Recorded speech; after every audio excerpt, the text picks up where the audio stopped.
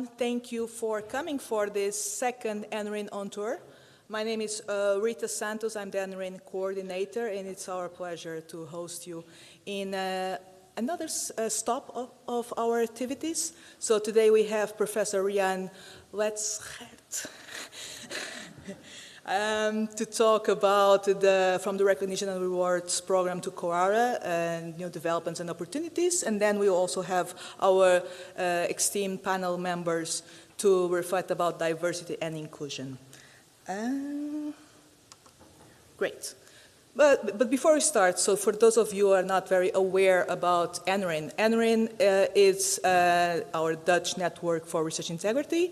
It was established in 2014, and the goal of the network is to offer this platform for discussions on research integrity, responsible conduct of research, and the way we do it through open and closed meetings. So some of you have been attending some of our open activities like the NRIN Happy Hours. This is an example of another of our activities, so the NRIN-on-Tour. We also have every year our NRIN Symposium, and we collaborate with other networks like the Dutch Reproducibility Network and NETICS on joint events. Then some of you may know confidential advisors on research integrity, members of committees of research integrity, policy advisors, and we promote these meetings at the national level for these different stakeholders to engage in discussions.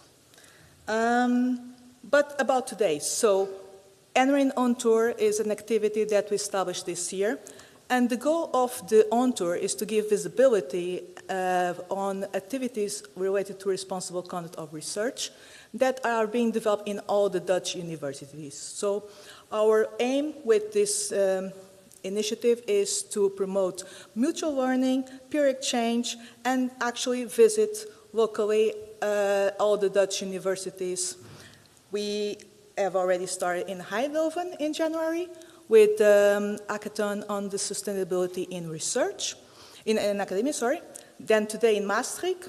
In October, we are going to NRIN, University of Applied Science, to hold an event about the training on research integrity that is already happening on the Universities of Applied Science. Then we'll finish this year the tour at the VU Amsterdam, where Yuri Tiding will talk about mental health in academia. But we will extend these activities next year. So if you would like us to organize a session, an NRIN-on-Tour on your own institution, feel free to reach out. We'll be delighted to discuss the practicalities and the theme with you. So our program today, we have Professor Rianne to talk about the Recognition and Rewards Program. Then we'll have a session, a Q&A session, with two invited guests. Unfortunately, one, Dr. Karen, cannot make it because she is ill, but she was very kind to send some of the questions, and I will read one to Rianne. And then we have Mayuka from PNN, who is on site and will ask a few questions to Rianne. And then we'll open the stage to questions from the on-site attendees and the online attendees as well. So this is a hybrid event, and I really invite you all to engage in the discussions, both on-site and online. Then we have a panel discussion on diversity and inclusion in researchers' assessment, new initiatives and needs, where we have Dr. Krishma Labib, Andrea Reis Elizondo, Robert Oogstraat, and Bruna Calado, who will discuss their views on initiatives on diversity and inclusion. And then we wrap up and go for a networking reception at Art Forum. So I hope you still have energy to join us later on. So, to finish, as I said, this is an event that is organized for you, so please do engage in the discussion. Ask all questions you feel are needed for feed the discussions. We'll record only Rianne's talk, so not the discussion part, so this creates safe environment for you to share any thoughts you want to share. For the online attendees, please use the Q&A to ask questions, and your question will be then read and answered by Rianne and the panel members. And the same link will be used to access the panel session. And yeah, then please network during the networking session. And now I would like to invite Gary to share a few words. Gary Gopalakrishna is our chair for the session today. Gary.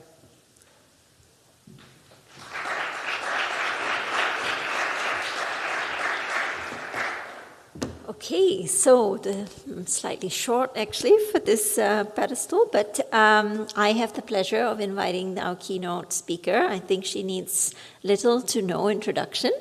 Everybody knows Professor Rianne Letschert. I have the pleasure of actually introducing her, which is particularly exciting for me because Maastricht University was one of the strong supporters of a very large study that I was leading in the Netherlands on the research integrity survey that was conducted over the duration of 4 years. And Maastricht was one of our leading partners in that study. So just a little bit of a brief introduction to Professor Letschert. She's the president of Maastricht University since 2021, and she was formerly the rector of Maastricht University.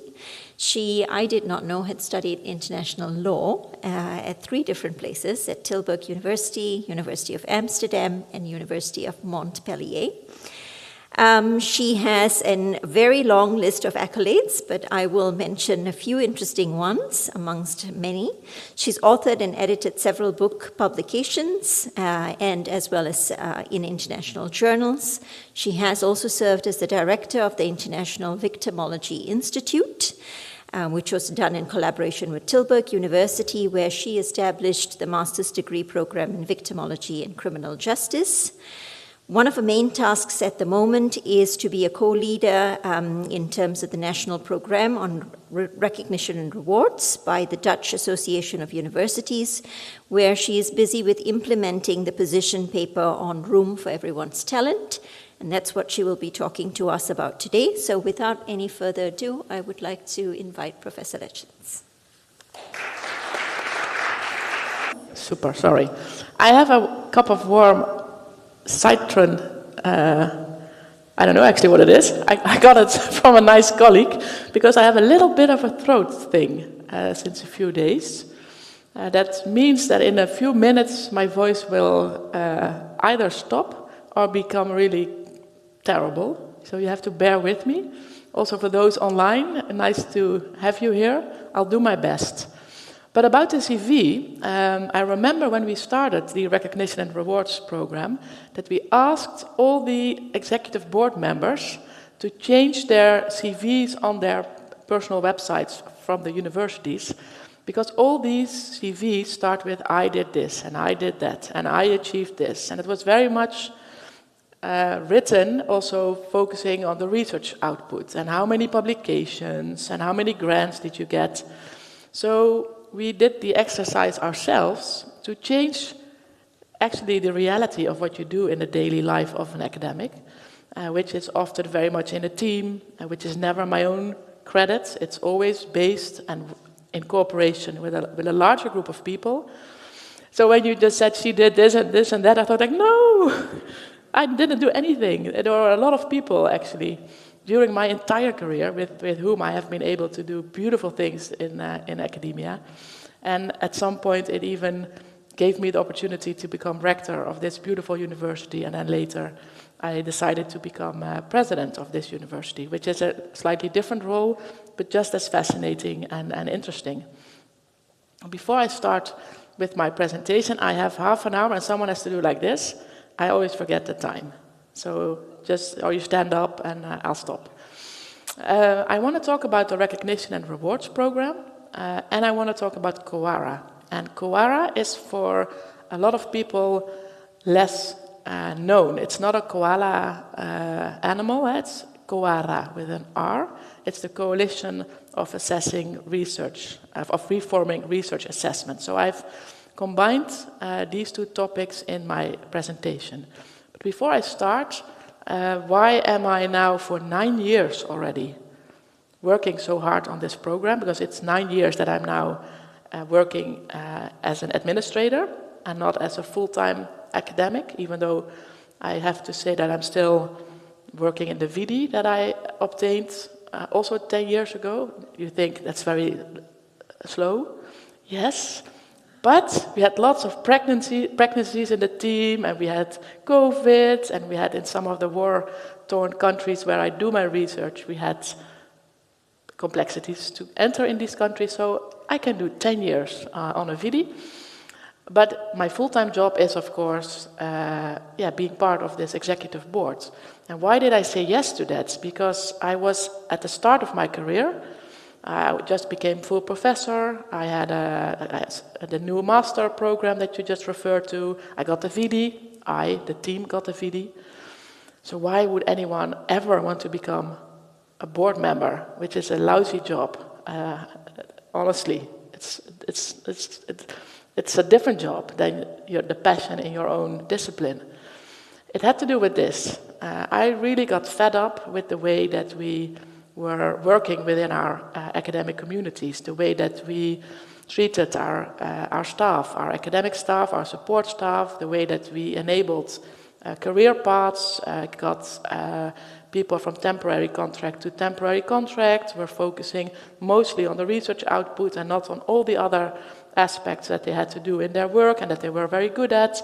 And I was then around 35, that I felt like, okay, either we are going to change this system or I'm going to leave.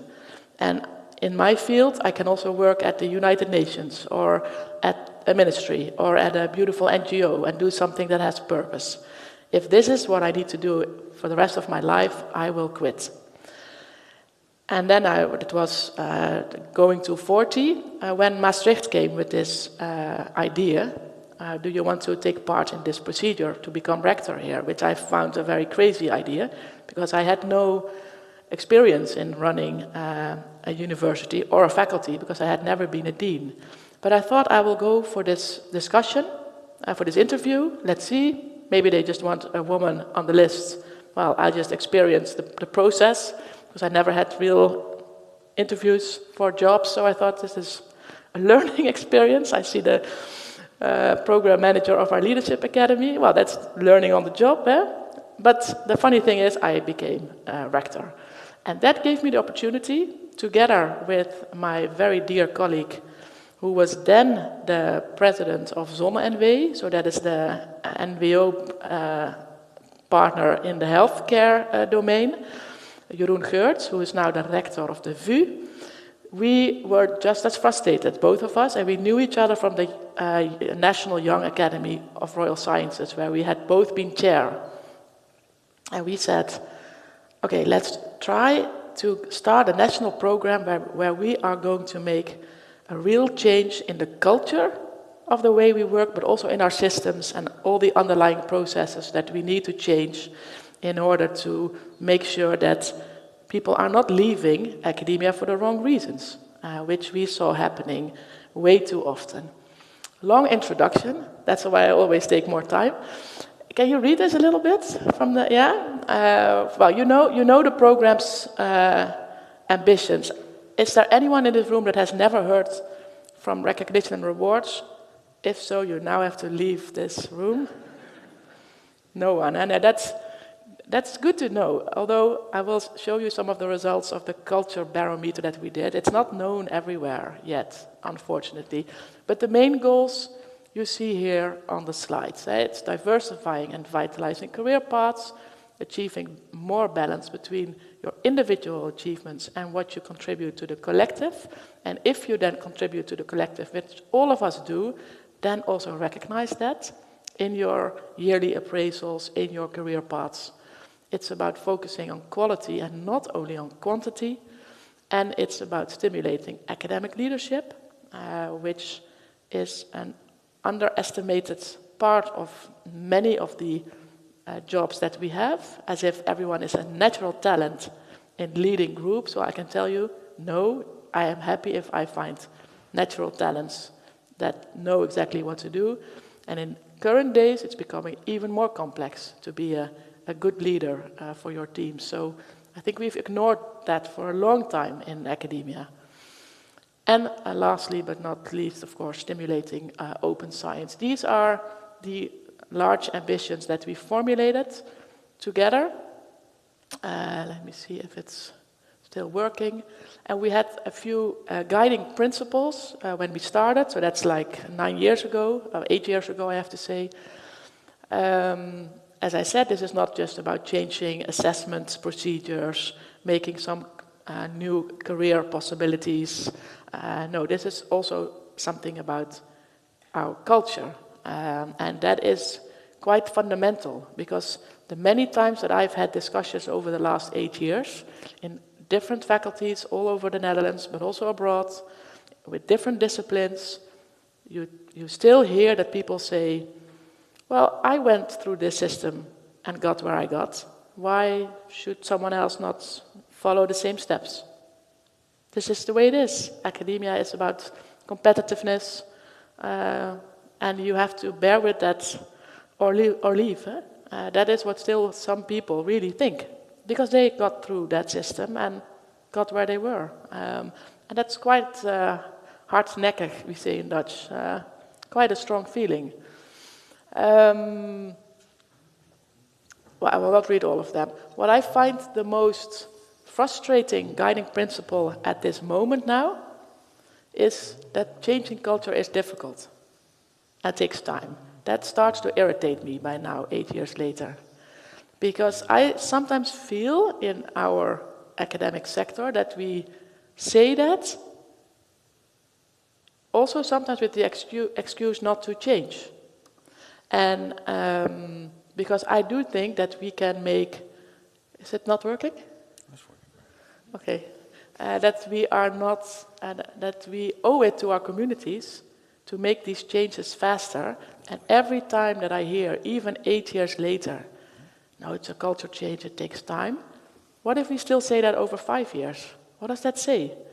Also with changes that we all committed to, all the 14 Dutch universities and the funding organizations and the Royal Academy and the NFU and the KNW, they all agreed to this, including the deans, all in management positions. Why do we then keep saying, probably in 3 years still, that this is a culture change and therefore difficult and therefore we just don't do anything?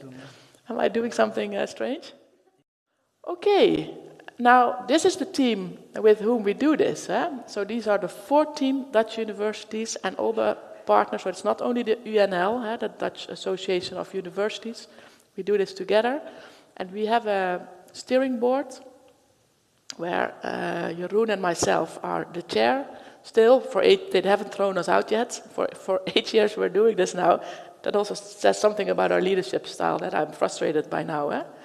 So I have to be critical on myself as well. And we have representatives of all these organizations in the steering board, including also, since recently, the network of the PhDs and the postdocs and the young assistant professors. And why did we put them at the table, at the steering board level, is to get their input and their generational perspectives much sooner at the table than after steering board decisions have been taken or new developments have been discussed. And I think that's quite crucial, and I think we should have done that a little bit earlier in the process.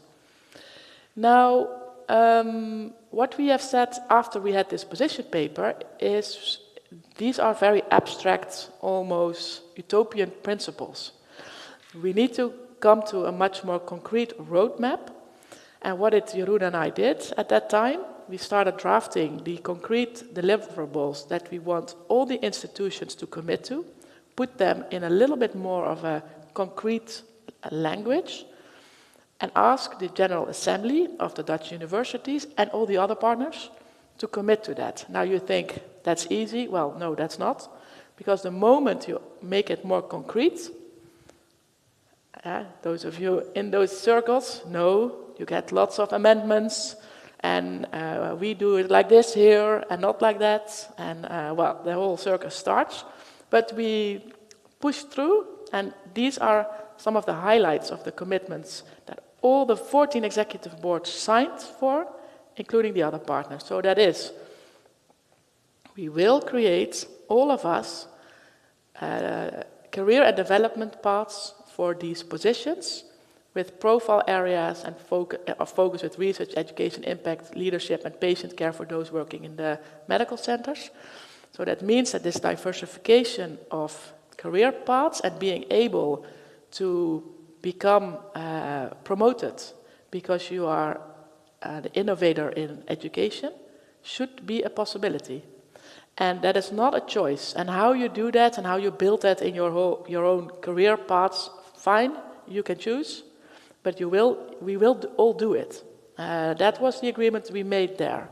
Second one, we will ask all of our institutions to develop a strategic personal plan where you also look at your entire team to be able to also make that team as diverse as you also need to have in order to reach the objectives of your units, whether it's a department, an institute, a faculty, or a university. And that is also quite a cumbersome process. We got it through, but I see also some staff here working on that within their own faculties. People are not used to that. They're not used to make longer-term plannings, to look at career steps of their staff, also to say sometimes no.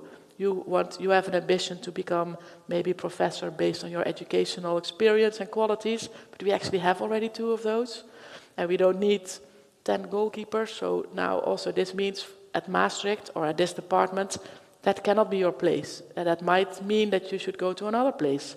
Also, these honest conversations are part of that planning process.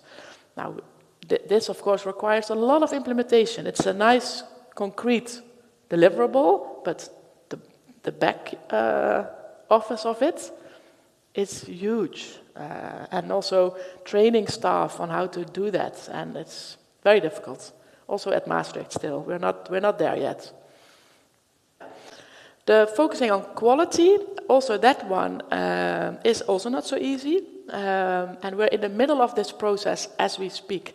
We've said we want to specify the quality features that we will use in the assessment process that we have relating to education. He really likes me, he just keeps coming back. What's happening?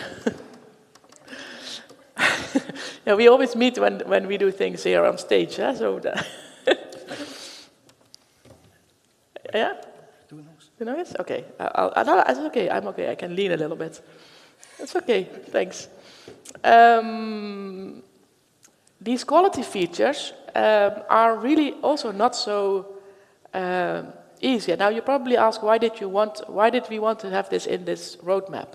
Because we got in the first phase of the position paper a lot of questions from both leadership but also from academics themselves, that in research we might know how to assess achievements and how that may lead to a next step. But there's a lot to say about that in the CoARA developments, where I will come to in a second. But on education or impact or leadership or in the combination with patient care, how do you weigh the different achievements in the different domains? How do you weigh the quality of the steps within a domain? And how do you then make sure that that becomes transparent and objective and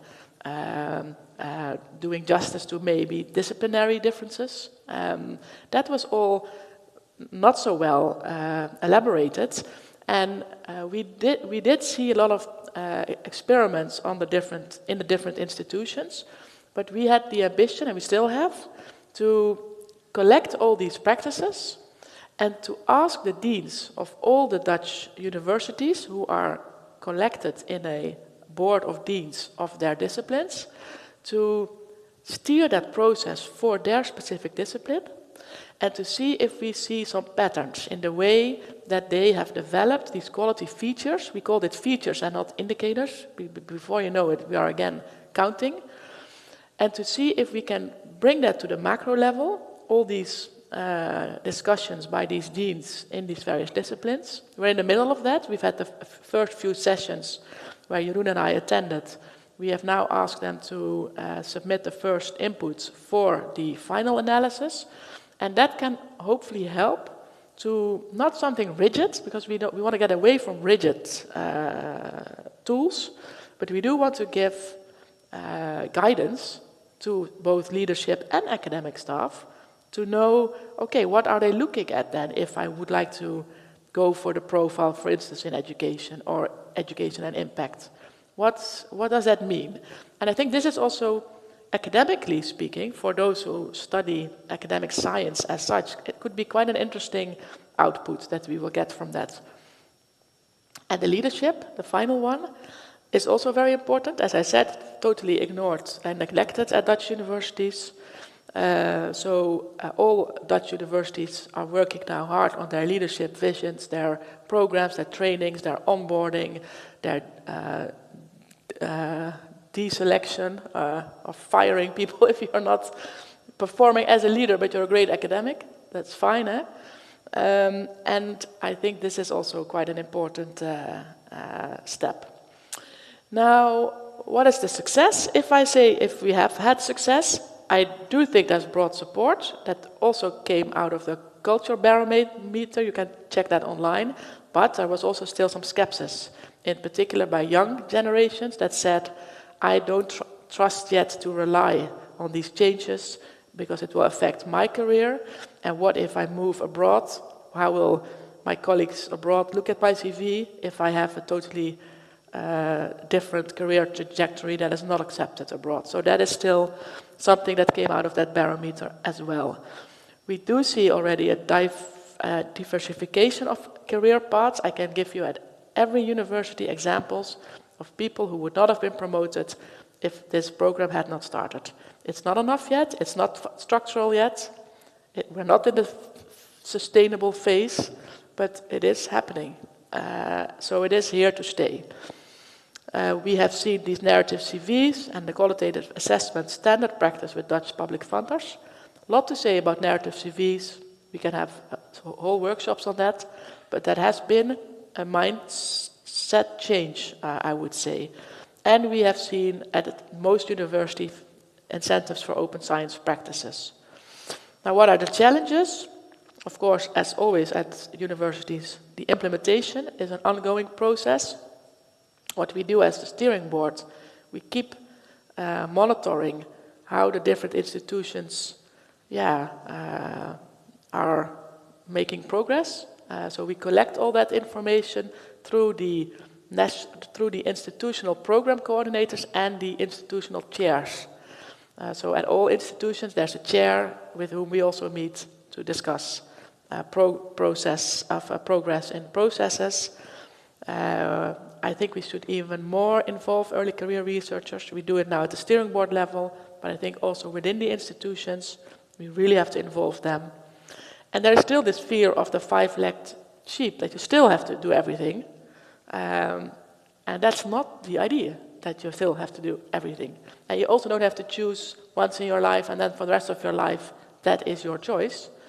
That has to be that should be dynamic.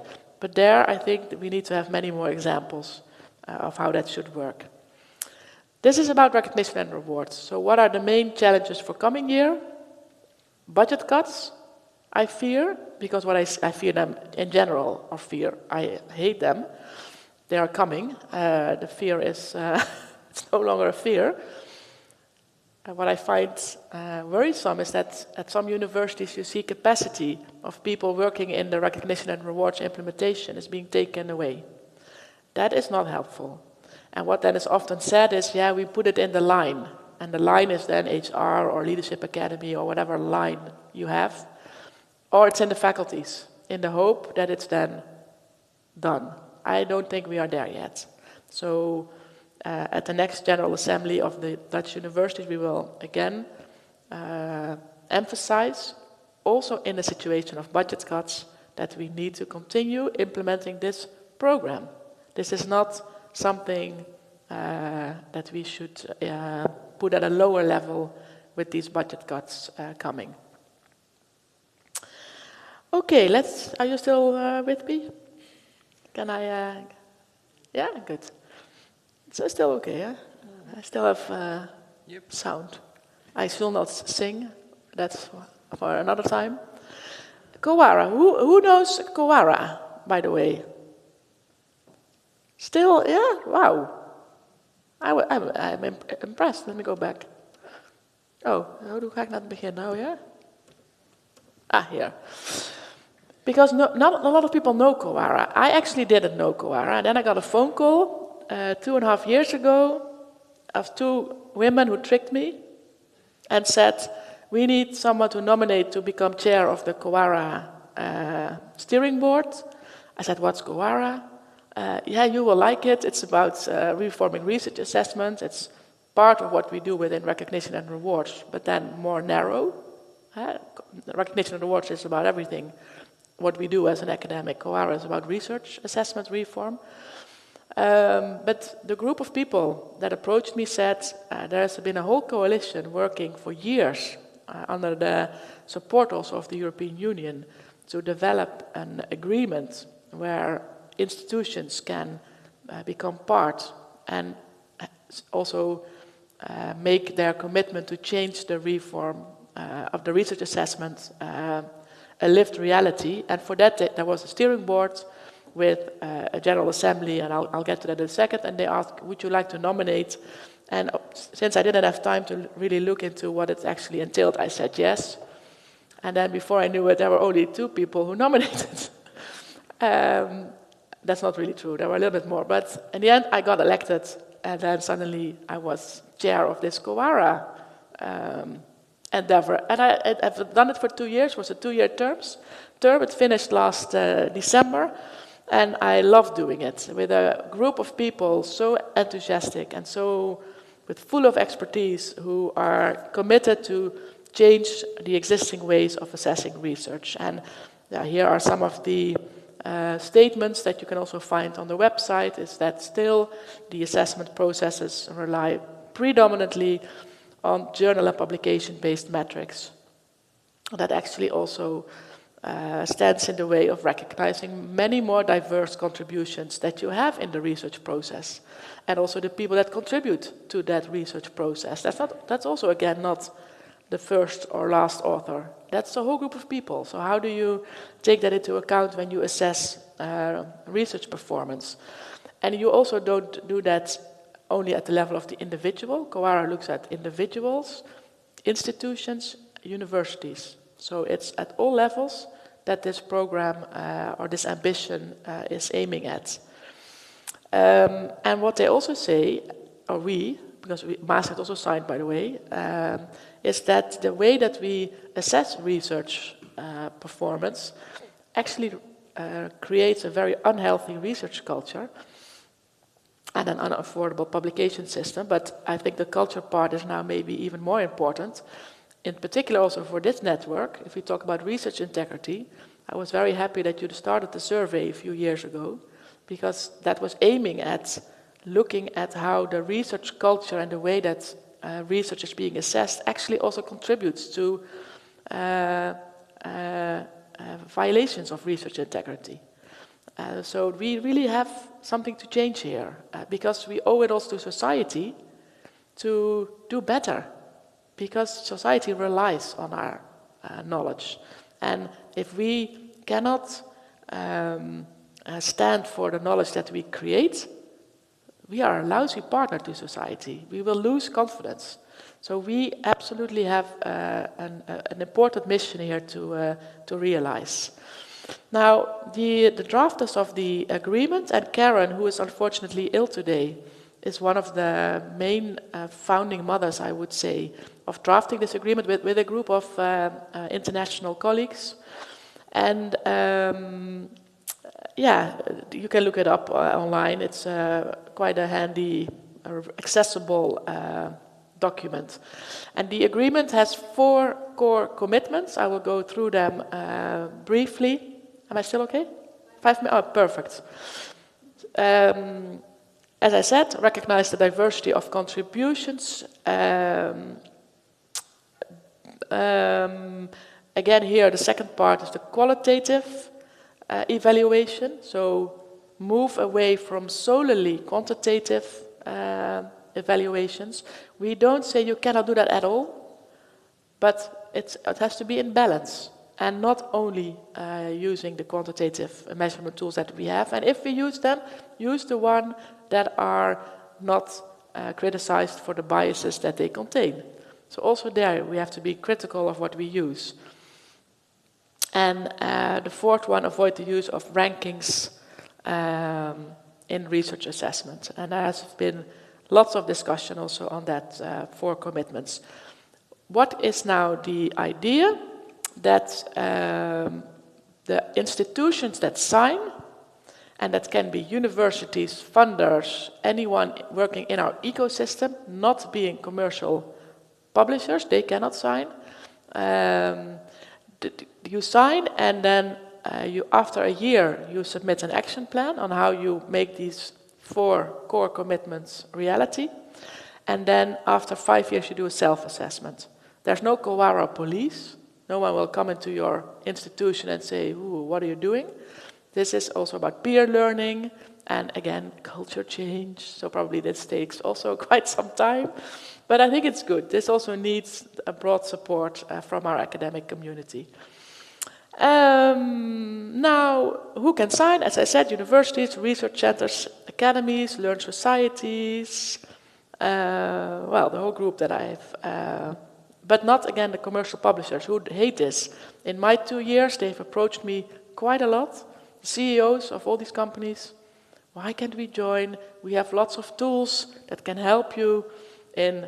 And then I said, yeah, that is not possible. This is like the Constitution. The agreement is the Constitution.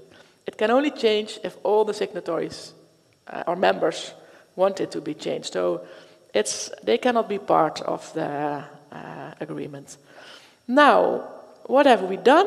Well, as I said, December 2022, the Constitution, really, it's like that, was adopted. Then I started as chair.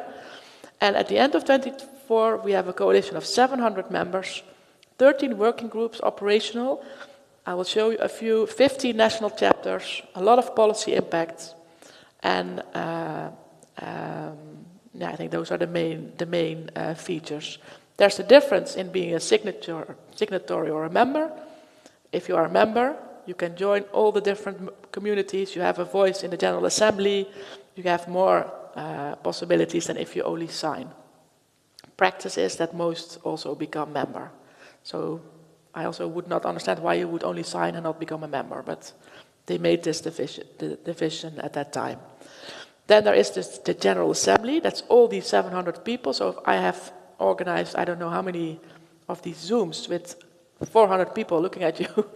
And then we had to get all the documents through the General Assemblies. It's like the United Nations. It's a little bit, yeah, a little bit difficult sometimes if you want to get things through. But that's the democracy of the coalition, which is also good.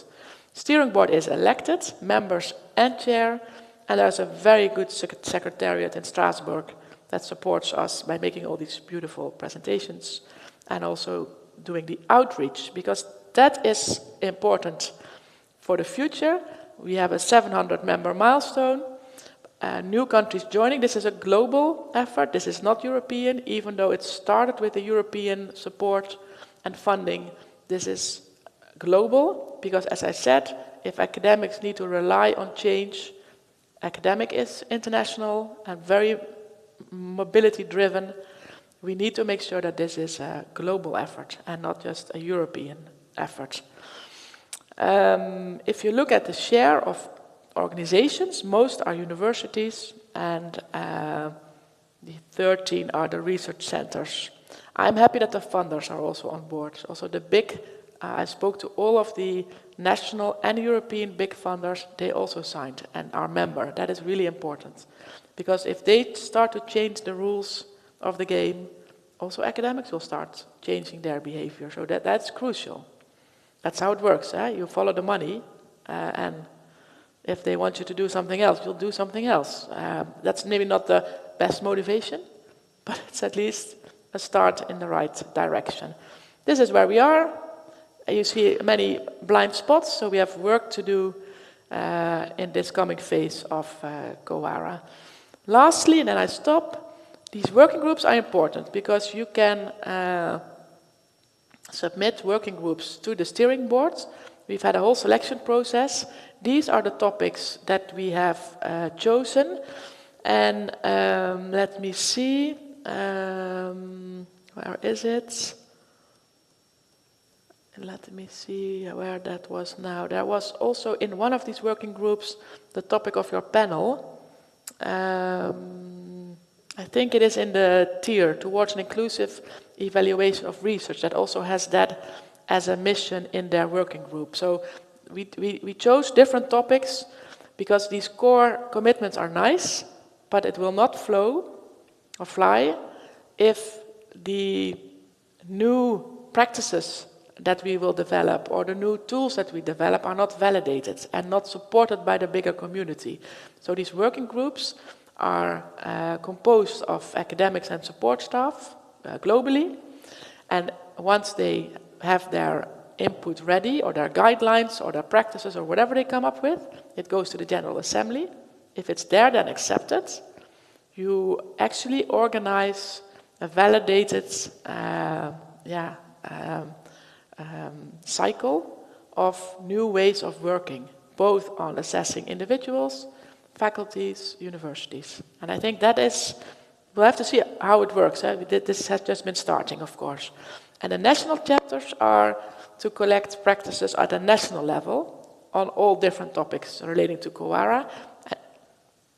And we just started now, I'm almost ready, literally. We started also with the Dutch chapter, just accepted this month. So also, and it will run closely with the Recognition and Rewards program. So we will, that will be part of the steering group's mandate also of the Dutch program. Yeah, the impacts, these are all these glossy pictures. Everyone knows CoARA. We're in policy documents more and more. Scholarly discussion, very important. There are people that hate us, that are writing very critical about CoARA. That's fine. The more they hate you, the more they take it serious. That's also what I said with recognition and rewards. But they also come with assessments and analysis of what CoARA is achieving. And we have this library tool that you can use to get access to all documents. This is the most open community that you can hope for. So everything is accessible. When I wanted to update a presentation, I just got it online already. It's updated on a weekly basis. So I think this is also for you. If you want to talk about it in your departments, just go to the website. You can take everything off it. And if you want to stay updated, there is lots of possibilities, as you can see here. Now, final say, because I don't want to end with frustrations about why these things go so slow.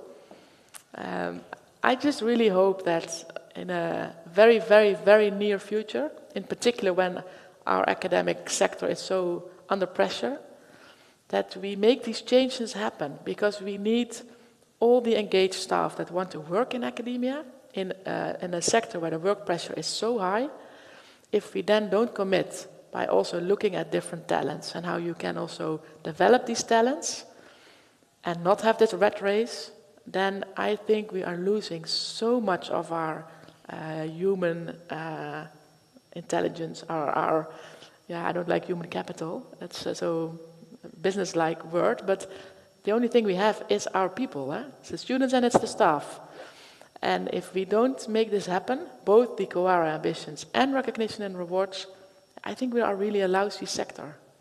We can maybe cut this from the online tape, but we really have to do this. And this is not something that the executive boards can push only. It has to come from the top and it has to go all the way through the organization. So everyone that wants to commit and engage and push and be critical, please do it, because it will only help make a fundamental change. And now we go to questions. Thank you so much for listening.